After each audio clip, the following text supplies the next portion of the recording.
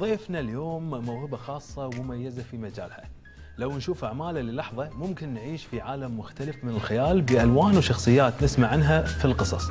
اليوم معنا ماجد الكندري مصمم الكوسبلاي. حياك الله ماجد. الله يحييك. الساعة المباركة. ساعتك يا بركة. طبعا في البداية شنو الكوسبلاي؟ هو شنو فكرة يعني نلبس شخصيات؟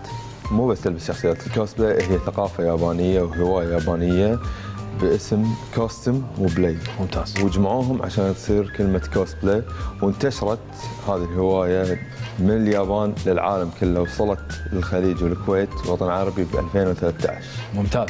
نتكلم عن هذه الهواية او هذا الفن، هو فن ياباني مثل ما قلنا. اي نعم. ابتدى من متى؟ احنا نقول ابتدى عندنا ب 2013. اي. وهو عندهم كان من زمان. من ايام. مرتبط بشنو؟ مرتبط بالثقافات والقصص اليابانيه اللي تصير، مثل ما احنا عندنا قصصنا ايام قبل، ايام اجدادنا، هم عندهم بزياده بانه يتنكرون على شخصيات خياليه. ممتاز. اي، ويشرحون حق الناس بمسرحياتهم تمثيلياتهم بانه يخلونك تعيش الجو بالشخصيات اللي فيه وبالمحتوى ماله. ممتاز. فاحنا الحين عندنا بالوطن العربي وهو ماخوذ من يعني رسوم متحركه ولا بعد احنا قاعد نوصل رساله؟ شنو الطريقه اللي احنا اقتبسناه منهم فيه؟ الاثنين. بالوطن العربي احنا اقتبسنا اثنين، احنا قاعدين نوصل رساله بنفس الوقت قاعد ناخذ منهم الشخصيات. ولو تلاحظ في الحين قمنا احنا نبتكر شخصيات حقنا. ممتاز. بالجيل هذا. ممتاز. ولما نتكلم عن هذه الهوايه اليابانيه. حلو. وايد هوايات او ثقافات تنجح في الوطن العربي، وفي ايضا اشياء او ثقافات ما تنجح. صح. شنو سبب انتشارها؟ ليش انتشرت؟ يعني شو اللي يخليها حلوه؟ اللي يخليها حلوه لانك انت قمت تقدر انك تتقمص الشخصيه اللي تحبها وتلبس مثل الشخصيات اللي تحبها. مثل ما تشوف انت الحين عندنا ناس قاعد يلبسون مثل ايرون مان وباتمان اللي هم الابطال الخارقين. الابطال الخارقين. وفي ناس باتمان، سوبرمان. اي، وقاموا الحين في ناس يبدعون في تصميمها بان يخلونها واقعيه، وحتى ما يكون مثل ما تقول CGI او برامج تخلق لك اياه بالكمبيوتر.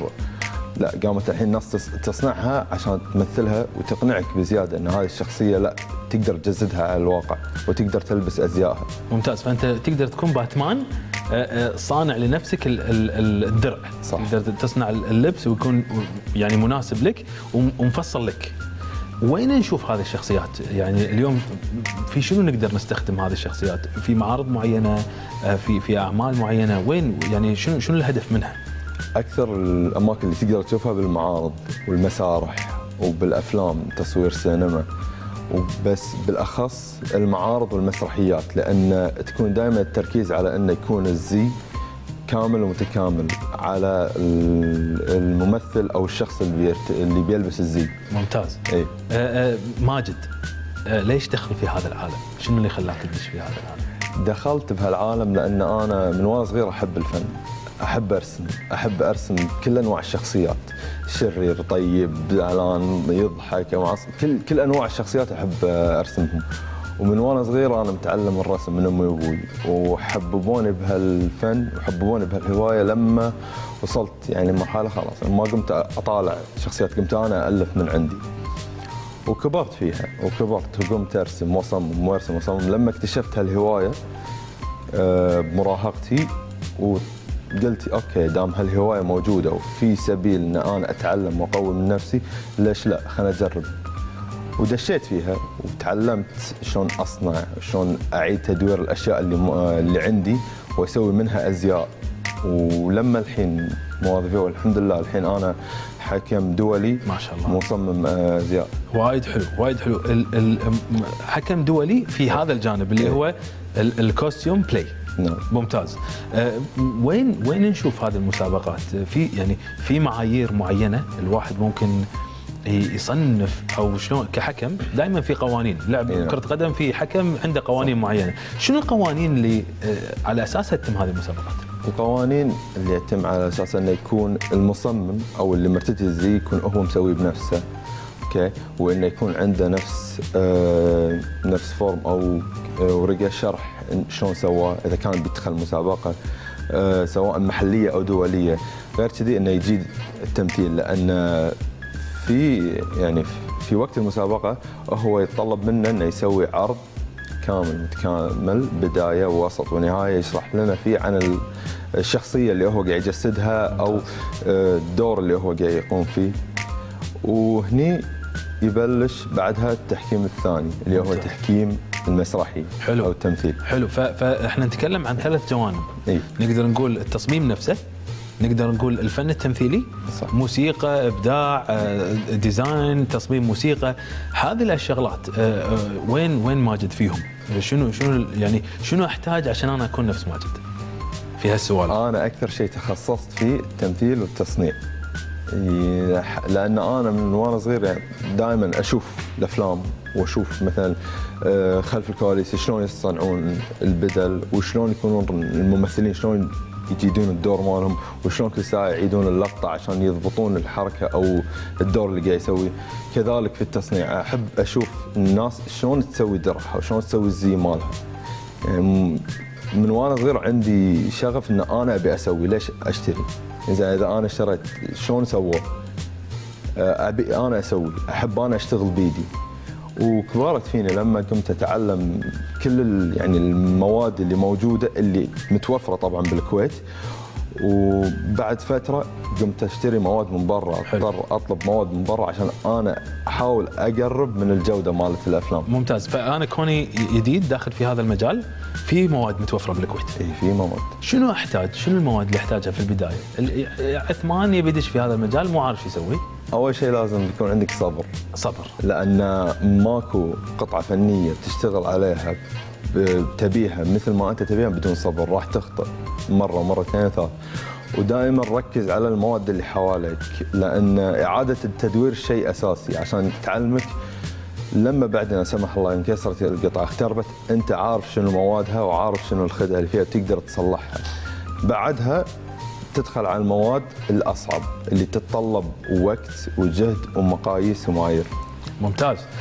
بعد ما تخلص القطعه بنيتها، الحين تشوف انت من داخل هل انت فيك رهبه من الجمهور، هل تقدر تظهر على خشبه المسرح او امام الكاميرا وانك تجيد دور، هل تقدر تمثل، هل تقدر تعيش الشخصيه.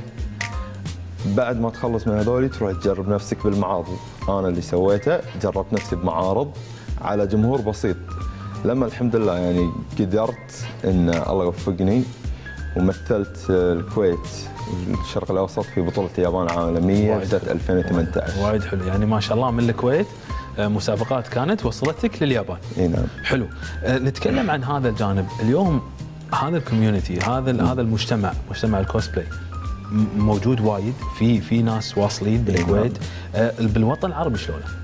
بالوطن العربي يعني تقدر تتكلم عن الناس قاعد تتطور بسرعه خارقه، يعني من اول ما بلشت للحين كل فتره اشوف تطور واشوف اعمار سواء كبيره وصغيره داشين بهالمجال وداشينه بشغف وحب، يعني مو داشه بتونس فتره، لا داشه جد، يبي يتعلم، يبي يستكشف، يبي يشوف، يبي يطور من نفسه، يبي يكون اجتماعي مع الناس، لان هذه الهوايه انا شفت منها الجانب الاجتماعي اكثر من الفني، انه قاعد تخليك مترابط مع الناس وقاعد تخليك تتعرف على ثقافات. ومثل ما قلت لك يعني من هالهوايه قدرت انا اوصل باني اكون حكم دولي في دول يستدعوني، فهذا شنو؟ هذا ترابط اجتماعي. فبسبه هالهوايه بعدين قاعد يدخلون على الجانب الفني، قاعد يتعلمون شلون يصنعون، شلون يمثلون على المسرح. اليوم نتكلم عن مؤخرا انت راد من تركيا. نعم. ما شاء الله حكم دولي هناك. كلمني عن هذه التجربه. تركيا الامانه اول مره كنت اروح فيها عشان معرض، وكانت فرصه وايد حلوه باني اشوف المجتمع التركي هناك والاتراك شلون مبدعين في هذا المجال، وشلون داشين بقوه وبجد وعندهم شغف فيه. في شيء لفت انتباهك؟ في اكيد، يعني ما شاء الله، يعني بغض النظر مو بس تركيا، كل دوله اروح لها يلفت انتباهي كميه الناس اللي يحبون هالمجال، وكميه انه شلون حبهم ان يتعرفون على ناس ثانيين.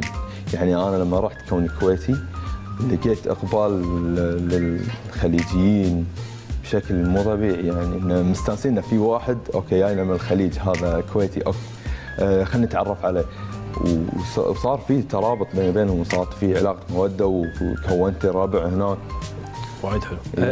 شنو الدول اللي حضرت فيها كحكم، وحتى لو في البدايات حضرت تعرض فيها يعني ابداعاتك؟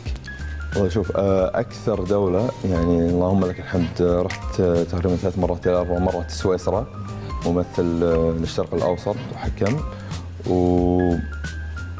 ورحت المانيا، ورحت يعني ابعد دوله رحت لها في الشرق الاوسط رحت مصر. ممتاز. اي وبس ما انسى يعني من بداياتي كل دول الخليج رحت لهم كلها، يعني كلهم يشتركون في هذا الشيء. كلهم عندهم معارض يعني معينه للكوسبلاي. اي نعم. ممتاز. وكل دوله ما شاء الله يعني بالخليج، وكل دوله رحت لها كل دوله تميزت بشيء فيها. يعني عندك المملكه العربيه السعوديه عندهم ناس يصنعون ما شاء الله، يعني قاعد اقول هذول توهم داشين ومبدعين بالصناعه، يصنعون دروع وكذي.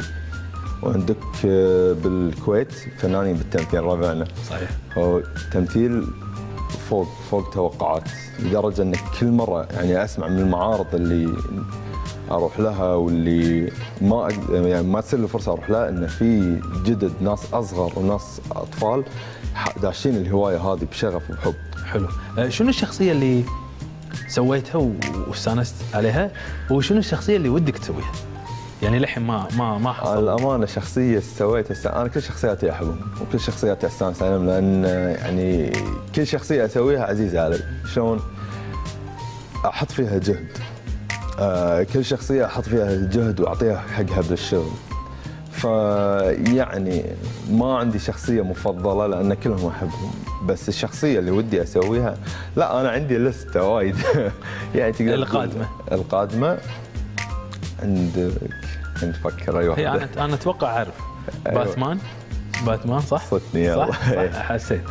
لا شوف، باتمان لان انا احب الشخصيات الغامضه. احب الشخصيات الغامضه اللي تلفت انتباه، مو ان الوانها، لا طريقه تفكيرها. عشان شي باتمان تتقمص الشخصيه. ممتاز. طريقه تركيب الدرع، طريقه صناعه الدرع هذه الشخصيه، يعني احنا شفنا اكثر من فيلم لهذه الشخصيه وكل مره الدرع يتغير. صح. وصناعته سهله، يعني حتى احنا نشوف بالافلام ما يكون الدرع مثل ما هو طالع في الشاشه، ودائما يكون اللبس مختلف، مثلا في جرين سكرين، في CGI، طريقه التمثيل تختلف. صح. بس لما تكون انت شخص قاعد تصنع درع، انت لازم تهتم في كل التفاصيل كانه فيلم. صح. سهل صنع هذا؟ مو سهل. ليش؟ لان انت الحين لما انت تكون قاعد تتكلم كمصمم وبصمم حق ممثل، انا صارت لي هذه بمسرحيات بالكويت، اشتغلت بمسرحيات، وباحد المسرحيات طالبين مني درع، فلازم اشوف حركه الممثل قاعد الدرع والاماكن اللي بيكون متغطي بالدرع راح تساعده بالتمثيل، ما يعيقه، راح تعيقه، ما راح تعيقه. فهذه من الاشياء الوايد مهمه انه يكون الدرع فت عليه وياي بالضبط. حتى بعض المرات اقول حق الممثلين اللي اكون قاعد افصل عليهم الدرع، اقول له حافظ على ثبات جسمك وتكوينه، يعني لا تمتن ولا تضعف. فهذه من الاشياء المهمه اللي لازم كمصمم الواحد يحط باله منها، ويعني ويدير باله عليها، لان ممكن اي شيء يعيق الممثل، سواء درع، جلافز، خوذه. فلازم لازم يكون على حذر من هالشغله. ممتاز. في دورات الحين مثلا تقدر تساعدني ان انا انطلق في هذا المجال؟ اي في دورات، انا من الناس اعطي دورات بالكويت. في شنو يعني عباره عن شنو هذه الدوره؟ الدورات عباره عن تمهيد بانك انت تحب الحرف اليدويه قبل لا تشتغل بالكوسبلاي، انه يصير ابني لك شغف بالفن وحب فيه قبل لا اعلمك شنو الكوسبلاي، اخليك تشتغل بيدك وتحب الحرف اليدويه. هذا اول شيء. بعدين ادخلك انك انت لازم اشوف كميه الصبر اللي عندك، هل تصبر على شغلك، تقدر تتحمل انك راح تشتغل وتغلط، لان في ناس من اول مره لا يقول لك انا ما اشوف نفسي بهالشيء لانه غلطه وما يدري انه يمكن الغلطه هي اللي راح توصله. صحيح صحيح صحيح. فعندي انا اشوف الصبر كمقياس اول. انا حتى مع طلبتي انا مدرس تربيه فنيه. ما شامل متشامل. حلو حلو. الحمد لله، يعني انا واحد من الناس اهلي علموني اني اتبع شغفي ويعني وحلمي. والله هذه رسالة يعني جميلة نوصلها حق كافة المشاهدين. أيوه. فعلا اتبع شغفك، شوف وين المكان اللي تبدع فيه والتزم فيه. بالضبط. الله يعطيك العافية على وجودك معنا ماجد الكندري، ما شاء الله منها للأعلى، وبإذن الله إن شاء الله نشوفك في دول أبعد وأبعد. الله يخليك. يخليك يا رب. بكذي نكون وصلنا وياكم إلى نهاية هذه الفقرة، ناخذ فقراتنا القادمة ونرجع وياكم، خلكم معنا.